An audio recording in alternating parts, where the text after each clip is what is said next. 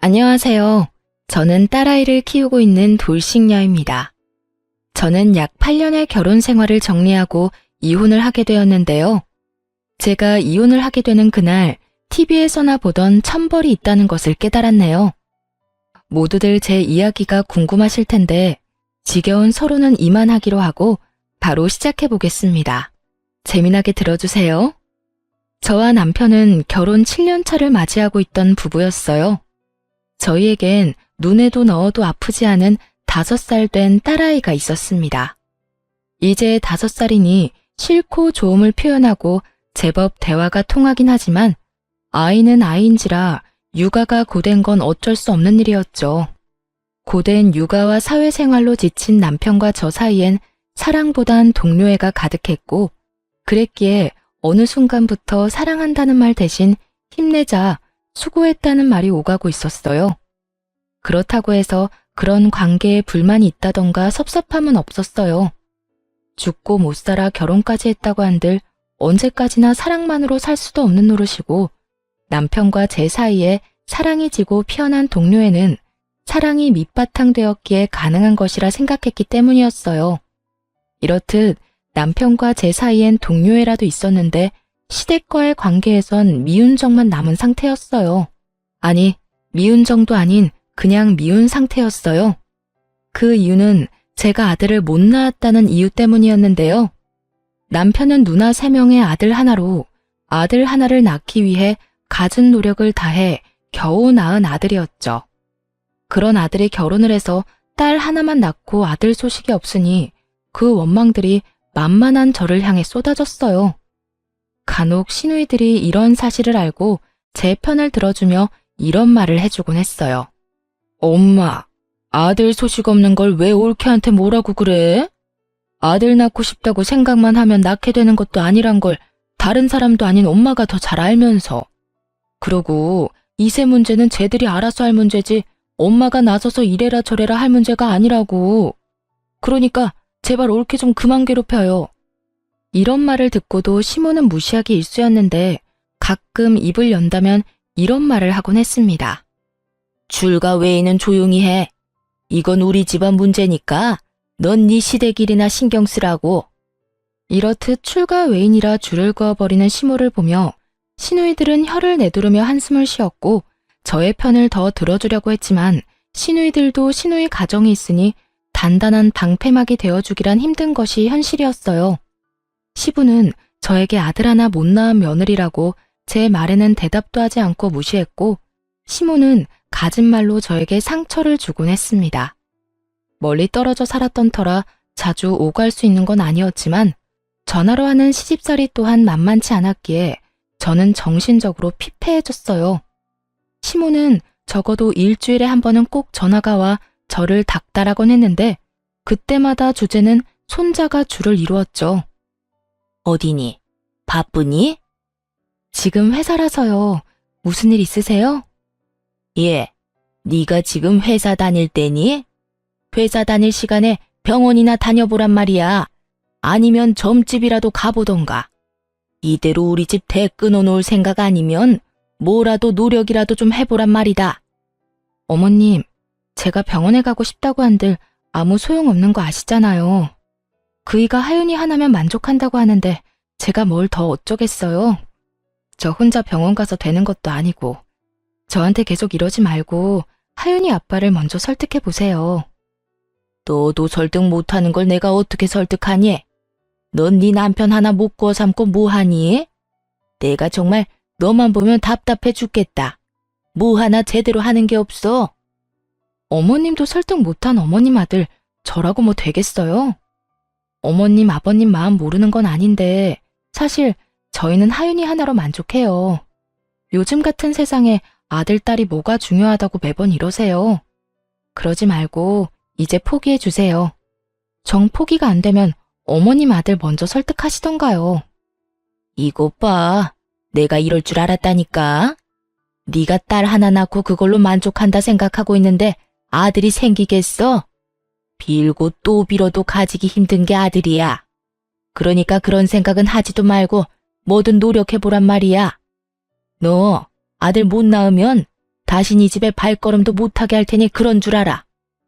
오지 말라고 하면 누가 겁이라도 먹는 줄 알았는지 으스대며 말하는 꼴을 보니 참 코웃음이 다 나오더라고요. 그렇게 해주시면 저도 감사하죠. 어머님이 먼저 그렇게 말씀하셨어요. 아들 못 낳으면 시댁에 올 필요도 없다고. 시모의 으스대는 꼴에 마음의 소리가 나버렸고 시모는 제가 그것만은 절대로 안 된다고 빌기라도 할 줄 알았는지 도리어 고맙다고 하는 제 말에 당황한 듯 말까지 더듬으며 되묻더라고요. 뭐야?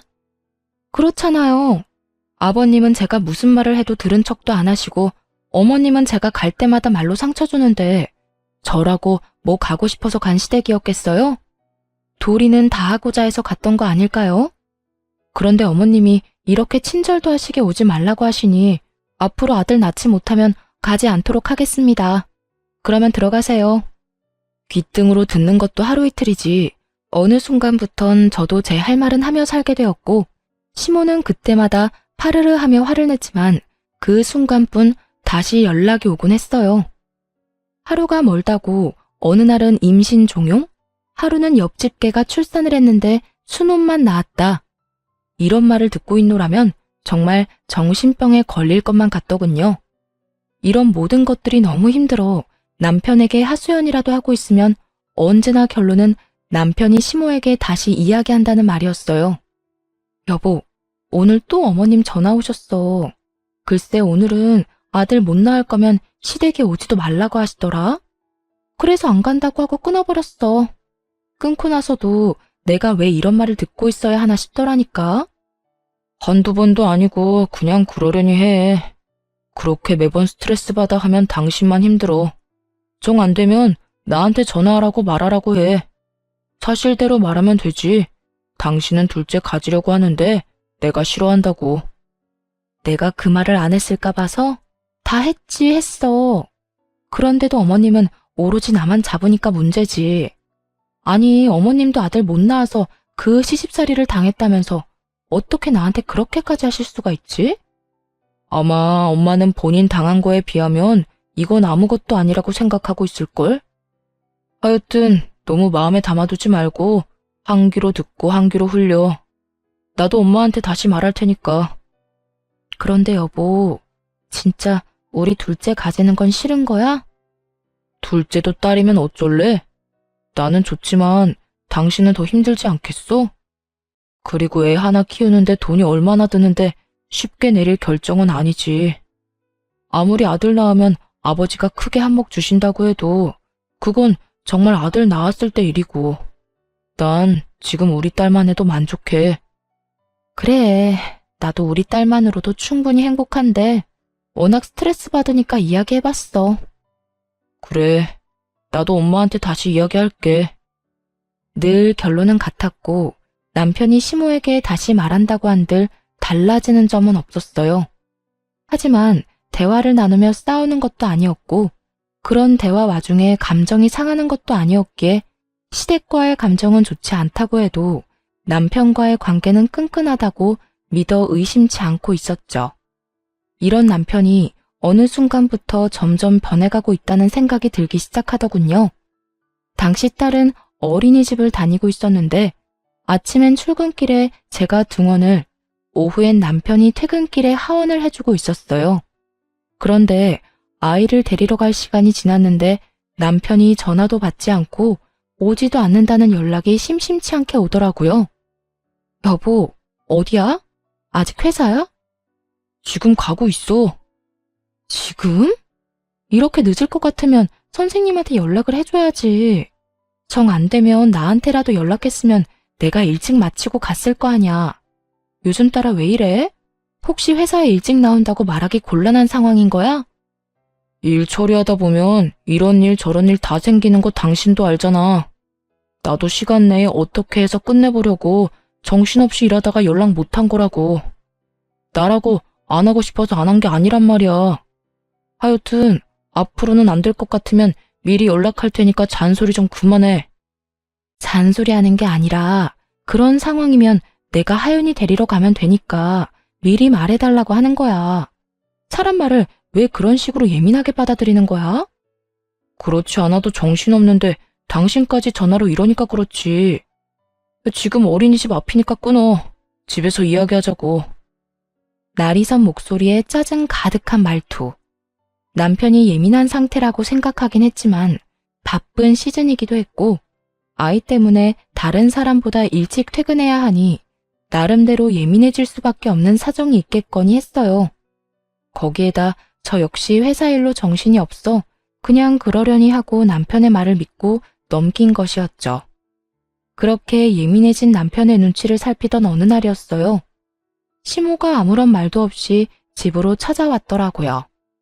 때마침 주말이었던 터라 집에 있을 거라 확신하고 아침 7시부터 불시에 들이닥친 것이었어요. 어머님, 이 시간에 연락도 없이 무슨 일이세요? 아침부터 어디 갈 일은 없을 테니 연락도 없이 왔지. 하윤이는 일어나 있을 테고 우리 아들은 자니? 아, 네. 하윤이 아빠는 어제 늦게 들어와서 아직 자고 있고 하윤이는 아까 일어나서 놀고 있어요. 하윤이 아빠 깨울까요? 됐다. 둬라. 피곤한 사람 깨우긴 왜 깨워? 아이고, 일단 이거부터 받아봐라. 무거워서 팔 떨어지겠어. 시모는 끙끙거리며 저에게 박스를 건넸고 받아서 들었더니 한약이더라고요. 어머님, 이게 무슨 약이에요? 무슨 약이긴 네 약이지. 임신 잘 되는 약이야.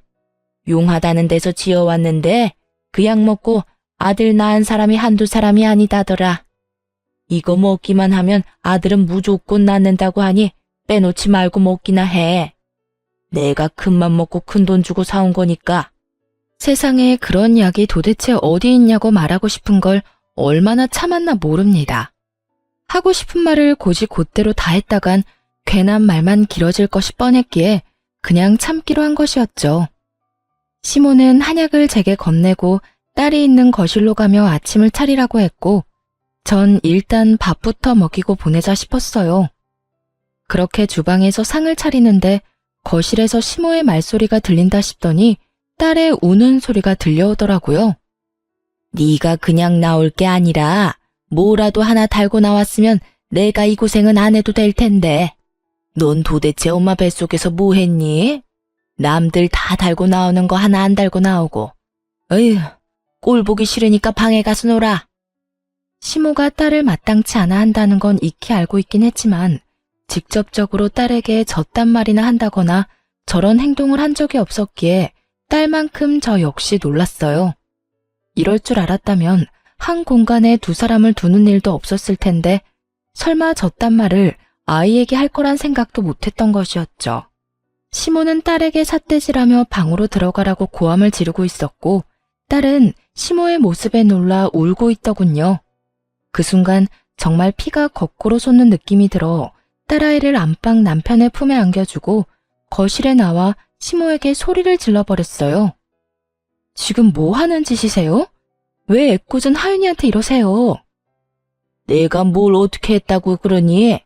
못할 말한 것도 아니고 없는 말한 것도 아닌데. 그런 말은 애한테 할 말도 아닐 뿐더러 그런 행동은 절대로 하면 안 되는 행동인 거 모르세요? 애가 얼마나 놀라고 상처받을지 그런 생각은 전혀 안 하시냐고요. 어머님한테 하윤이는 손주도 아니에요? 어쩌면 손주한테 그런 식으로 행동할 수 있냐고요.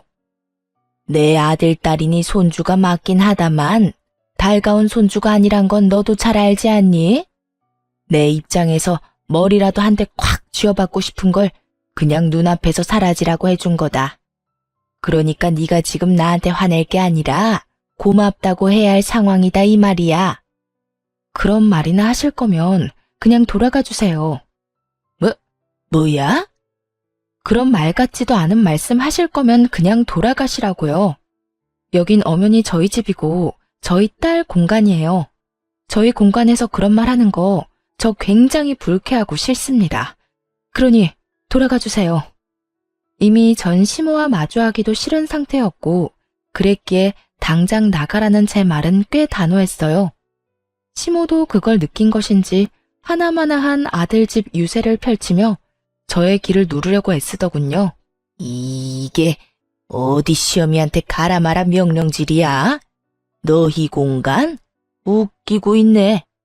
여긴 엄연히 내 아들 집, 내 아들이 사는 공간인데 왜 내가 나가야 해?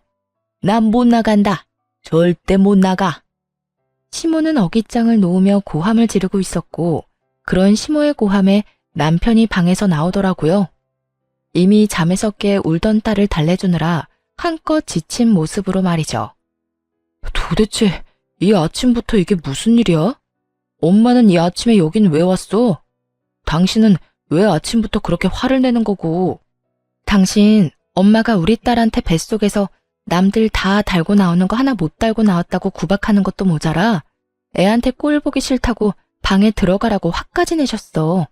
그 덕에 우리 하윤이는 지은 죄도 없이 혼나서 울고. 난 다른 건 다 참아도 우리 하윤이한테까지 이러는 건 못 참아. 그러니까 당신이 지금 빨리 어머님 모시고 나가. 당장. 너 지금 이 시어미를 내쫓기라도 하겠다는 게야? 네, 저는 제 자식한테 함부로 대하는 사람을 저희 집에 두고 볼 수만은 없네요. 그게 어머님이라 할지라도 말이에요.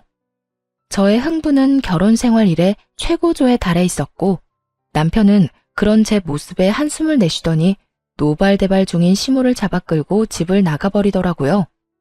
남편이 시모를 데리고 나가버린 후 아무래도 남편이 돌아오면 말싸움을 할 것만 같았어요.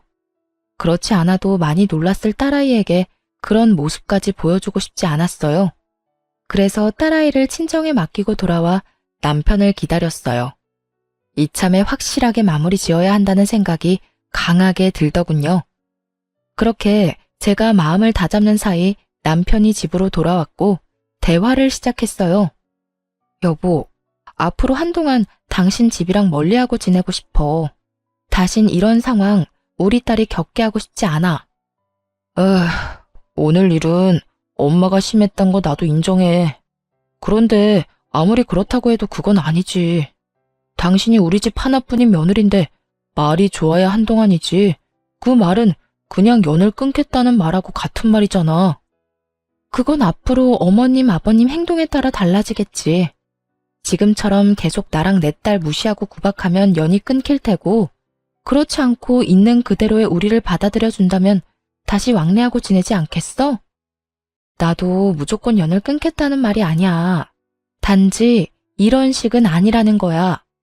어린애가 뭘 안다고 애한테 그런 말을 하냐 이거야. 심지어 어머님은 그런 행동을 해놓고도 본인이 잘못했다는 인지조차 없으셔. 그런 사람을 내 딸 곁에 계속 방치하겠다고? 난 절대 싫어. 방치하겠단 말이 아니잖아. 피할 게 아니라 부딪히면서 설득하자는 말이야. 이런 일 있었다고 연을 딱 끊어버리면 부모님이 우릴 뭐라고 생각하겠어? 미워하기만 하다가 결국 그렇지 않아도 미워하는 우리 딸을 더 미워하시겠지. 당신은 그런 걸 바라는 거야? 애초에 그게 잘못된 거야. 어떻게 본인들 손주를 그렇게 미워할 수가 있는 거냐고. 아들이 아니라 딸이라서? 그런 이유로 미워하는 티를 애한테 팍팍 내는데 그런 게 잘못됐다는 거 당신은 정말 몰라서 그래? 우리가 부모니까 우리가 딸을 보호해야 하는 게 맞는 거 아니야? 하여튼 나하고 하윤이는 한동안 시댁엔 안 갈 거니까 그런 줄 알고 어머님께도 우리 집에 오지 말라고 해줘. 당신이 전하지 않으면 내가 직접 말할 테니까 그런 줄 알고. 전 이때도 그렇고 지금도 그렇고 제가 틀린 말 했다고 생각하지 않습니다. 시모의 행동은 선을 넘었고 상식을 벗어난 수준이었어요. 시부모님 입장에서 손이 귀한 집에 손주 한번 안아보지 못해 섭섭하고 안달이 난 마음을 이해하지 못하는 것은 아니었어요. 하지만 본인 아들이 그렇게 둘째는 싫다고 하는 가운데 그 비난의 화살을 저와 제 딸에게 쏘아버리는 건 저로서는 절대 용납할 수도 용납해서도 안 되는 일이라 생각했습니다. 그래서 전 남편에게 제 뜻을 굽히지 않고 말하게 되었고 남편은 그저 시댁의 입장에서만 생각한다 싶더니 결국 저의 성격을 트집잡아 화를 내기 시작하더라고요. 당신 진짜 이런 사람이었어? 무슨 여자 성격이 이렇게 대쪽 같아? 좀 아닌 것 같아도 상황에 따라서 좀 굽힐 줄도 알아야지. 하나부터 열까지 무조건 당신 말대로 다 당신 뜻대로 다 해야 그 직성이 풀리는 거야? 이런 상황이니까 굽히지 않는 거야. 내가 지난 결혼 생활 동안 이렇게까지 싫다고 한 적이 있었어? 누구보다 잘 아는 사람이 왜 그런 식으로 말해? 아, 됐어. 당신한테 진짜 실망이 크다. 난 당신이 이런 여자인 줄 꿈에도 몰랐다. 당신이 뭐라고 하든 난 우리 집에 갈 거니까 당신은 당신이 하고 싶은 대로 해. 더는 이 이야기 하지도 말자. 진짜 질리니까. 치열한 말다툼 끝에 남편은 마음대로 하라고 아주 큰 소리를 지르며 방으로 들어가 버렸고, 그렇게 저희의 각방살이가 시작되었어요. 다음날 딸을 데리러 친정에 갔더니 엄마가 굳은 표정으로 절 조용히 부르더라고요. 딸, 너 이것 좀 봐라. 굳은 표정으로 엄마가 저에게 건네준 것은 다름 아닌 딸이 그린 그림이었어요. 딸, 남편, 저로 추정되는 사람이 나란히 서 있는 그림이었는데 도무지 이상한 점이 없는 그림을 건네주는데 엄마의 표정이 너무나도 굳어있어 의아했죠. 이게 왜? 무슨 문제 있어? 나도 아무 문제가 없는 줄 알았는데 하윤이가 이 그림을 그렸길래 내가 누구냐고 물어봤는데 글쎄 이 여자가 네가 아니라 언니라고 하더라. 내가 몇 번이나 물었는데 계속 언니라고 그랬어. 아빠 친구 언니라고. 이게 무슨 일이니? 뭐? 확실해? 엄마가 아니라 언니래? 그래. 몇 번이나 물어서 애가 짜증을 다 내더라니까. 너 정서방이랑 무슨 일 있니? 이거 엄마가 보기엔 보통 일 아닌 것 같아. 엄마의 말대로 보통 일은 아닌 것 같았어요. 물론 아이의 말을 100% 신뢰할 수 있는 건 아니었지만 같은 말을 반복해서 한다는 건 그만한 이유가 있기 때문이었죠. 결국 전 남편을 믿기 위해 남편에게 사람을 붙이게 되었습니다. 이렇게 오해만 쌓여나가다간 우리 부부 사이에 모르긴 몰라도 큰일이 벌어질 것이 뻔했기 때문이었죠.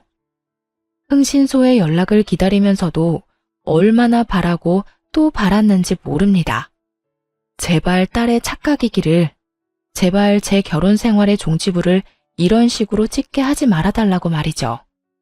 하지만 저의 이런 바람과는 달리 흥신소에서 전해온 소식은 제 결혼 생활의 끝을 알리고 있었고, 제가 모르고 있던 현실은 정말 충격 그 자체였습니다. 안녕하세요, 사모님.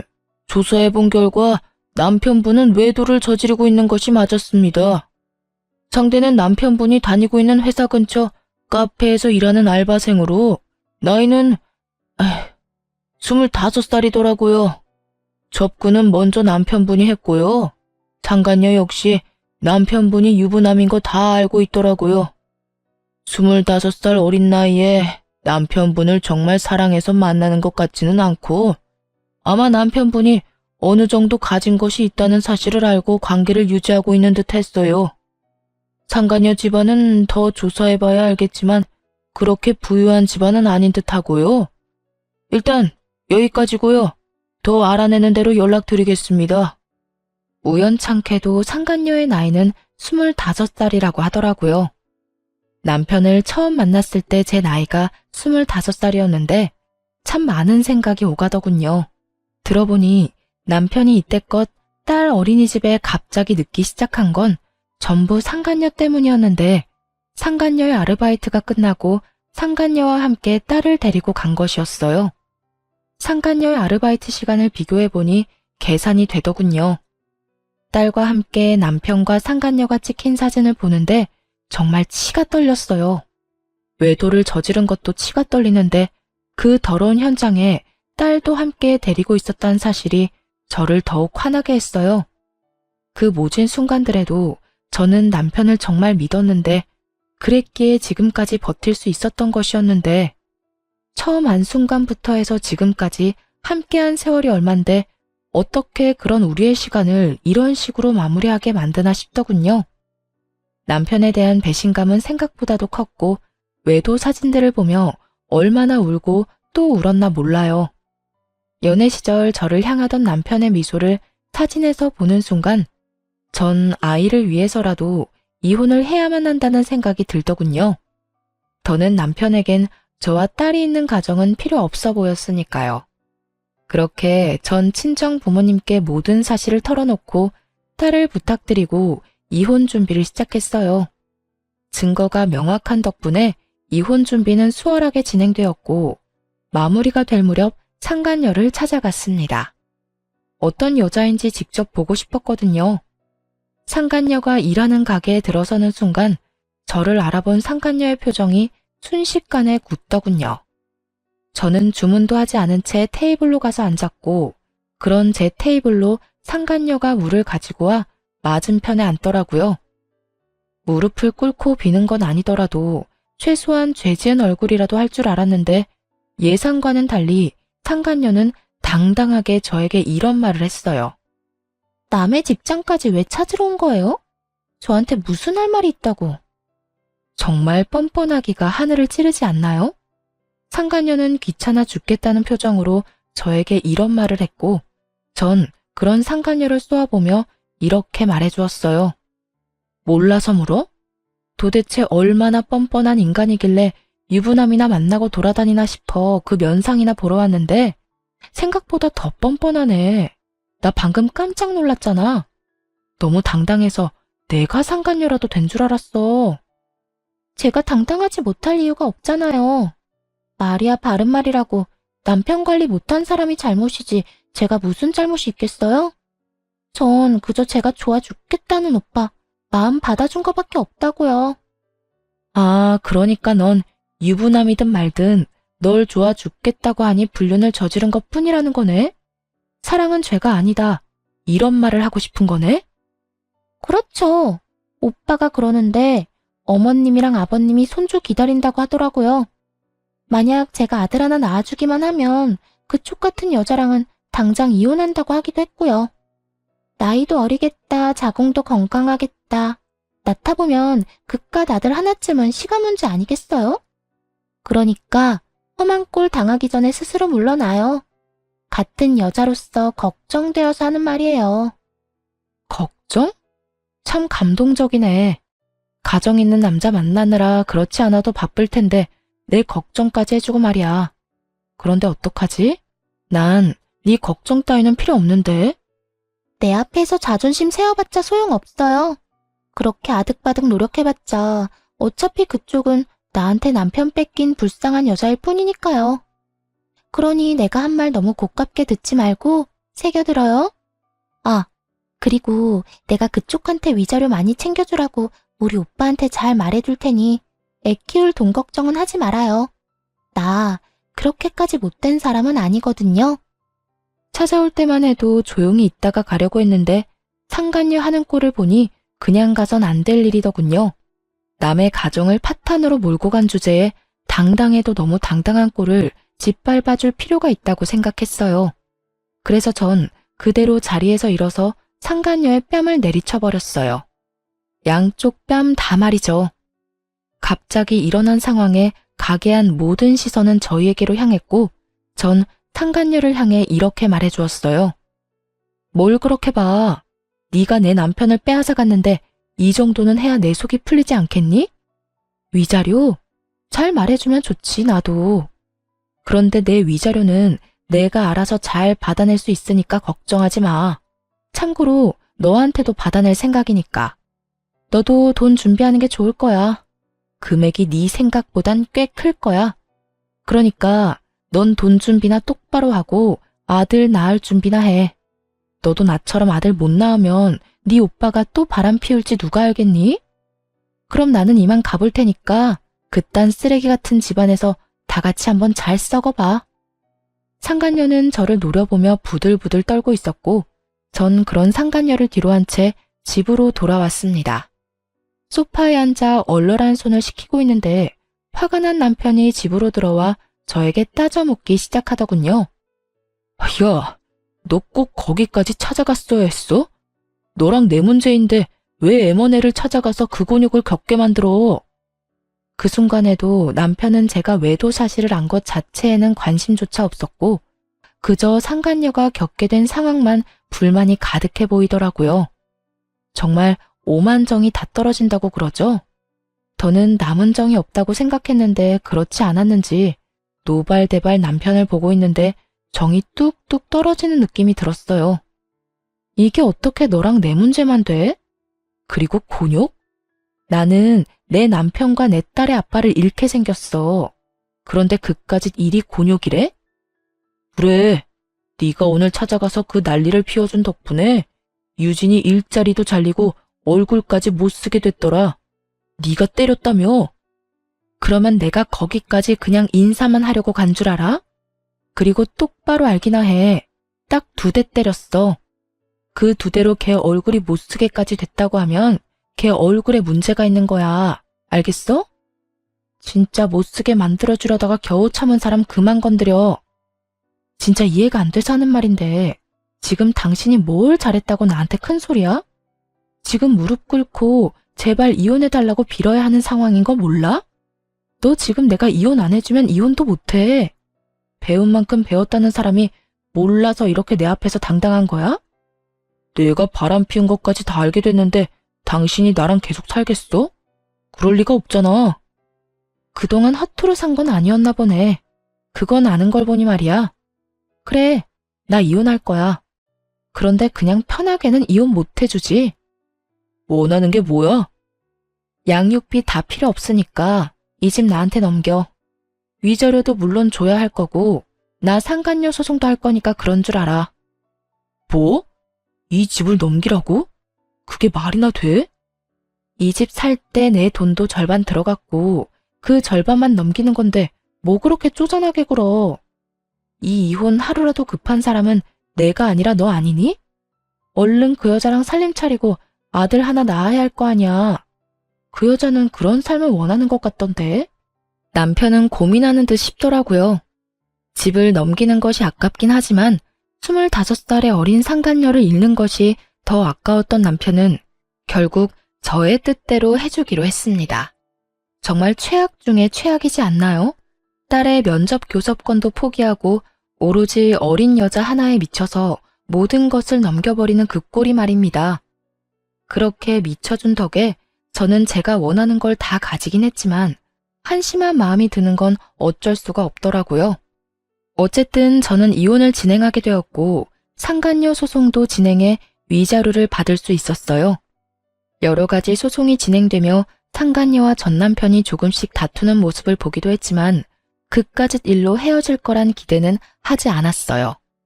그저 저는 돈과 집을 얻었고 무엇보다 제 딸을 지켰으니 다 되었다 싶었어요.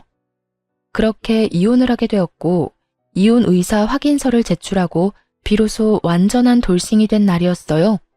그간 연락 한 통 없던 전 시모에게서 전화가 오더라고요. 이혼 소식을 들었나 싶기도 했고 도대체 무슨 말을 할까 싶어 전화를 받았어요.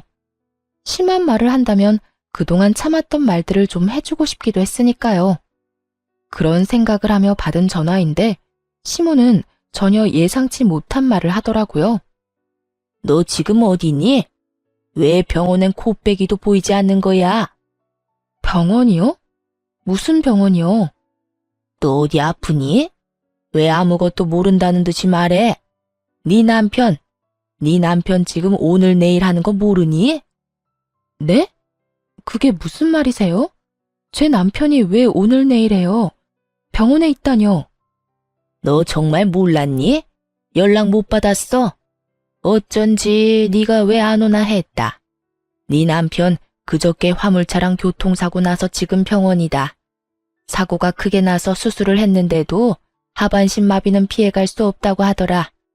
수술 끝내고 나온 지가 언젠데 아직까지 의식도 없다고. 도대체 그 시간에 왜 고속도로 근처에 있었는지 모르겠어. 전 남편의 전화는 차단을 해버렸고 나머지 이런저런 연락을 받고 싶지 않아 전화를 꺼둔 사이에 이런 일이 일어났다니. 도대체 어떻게 된 일인가 싶었어요. 들어보니 고속도로를 올리기 직전에 사고가 난 것 같은데 그 시간에 왜 거기 있었는지 이해가 되지도 않았고요. 하지만 그런 제 궁금증은 금방 풀리게 되었어요. 어린 여자애도 같이 있었다고 하는데, 아니, 그 어린 여자가 왜 우리 아들 차에 같이 타고 있었는지 이해가 안 된다니까. 넌 뭐 아는 거 있니? 우리 아들 출장이라도 가던 길이었어? 어떻게 된 사고인지 우리 아들만 저 모양 저 꼴이고 그 여자애는 아주 멀쩡하다니까. 겉모습은 타박상밖에 없는데 뇌를 다친 건지 입은 꼭 다물고 있어서 내가 답답해 죽겠다. 너 언제 병원 올 거니? 지금 당장 올 거지? 오는 김에 하윤이도 좀 데리고 오려무나. 혹시 아니? 딸 목소리라도 들으면 정신이 돌아올지. 그래요. 전 남편은 저와의 이혼을 기념하기 위해 상간녀와 여행을 떠나던 도중 사고가 난 것이었어요. 생각보다 크게 난 사고에 남편은 하반신 마비가 되어버렸고 상간녀는 크게 다치지 않아 의식이 돌아오긴 했지만 신분 상승의 꿈을 눈앞에 두고 무산되어 버리자 그 충격에 입을 다물고 있었던 것이었어요. 전 아무것도 모르고 딸아이까지 들먹이며 당장 병원으로 오라는 시모에게 모든 사실을 알려주기로 했어요. 어머님, 아니, 아줌마, 저 이제 아줌마 며느리 아니에요. 무엇이 어쩌고 저쩌고 해? 아줌마? 며느리가 아니야? 네, 저 오늘부로 이혼 확정나서 서류도 다 정리됐고요. 이제부터 아줌마 며느리는 제가 아니라 거기 입 꼭 다물고 있는 그 어린 여자애가 아줌마 며느리예요. 말이 되는 소리를 해라. 저 젊은 여자애가 왜 내 며느리야? 너 지금 어디 아프니? 그렇지 않고서야 그런 말도 안 되는 소리를 해. 아줌마 능력 좋은 아들이 글쎄 25살짜리 여자랑 산다고 가정을 버렸지 뭐예요? 그러니 제가 아니라 그 망연자실에서 아무 말도 안 하고 있는 그 여자애가 아줌마 며느리 아니겠어요? 이제 전 엄연한 남이니까 남한테 전화해서 엄한 소리 하지 말고 예비 며느리한테나 가보세요. 저는 전화를 끊어버렸고 바로 전화기를 다시 꺼버렸어요. 이렇게 좋은 날 더는 방해받고 싶지 않았으니까요. 그렇게 집으로 돌아와 생각을 정리하는데 아무리 생각해도 하늘이 저를 대신해 전 남편에게 복수를 해줬다는 생각이 들더라고요. 그렇지 않고서야 하필 이런 타이밍에 이런 소식을 들을 순 없었을 테니까요. 이런저런 생각으로 만감이 교차하던 그때 전시모가 득달같이 집으로 찾아왔더라고요. 잔뜩 화가 난 채로 저를 남편 버린 여자로 몰아세우기 시작하는데 막장 드라마 작가가 따로 없더군요. 너, 네 남편 불구됐다고 이렇게 버리는 거 아니다. 너 그런 식으로 살면 하늘에서 가만둘지 아니? 모르긴 몰라도 너도 살아가는 내내 순탄하지 않을 게야. 이 나쁜 것, 어떻게 그런 말도 안 되는 거짓말을 하는 것도 모자라 남편은 다 죽어가는데 자기 혼자 이러고 쉬고 있어? 아줌마, 이거 잘 보세요. 내 말이 거짓말인가 아닌가. 두 눈으로 똑똑히 보고 그딴 말도 안 되는 말 계속하라고요. 저는 혼자 소설을 써대고 있는 전시모에게 외도 증거들을 보여주었습니다. 한참을 놀란 눈을 하고 증거들을 보던 전시모는 전 남편이 딸까지 데리고 상간녀를 만난 모습에 많이 놀란 듯 억소리까지 내더군요. 그랬겠죠.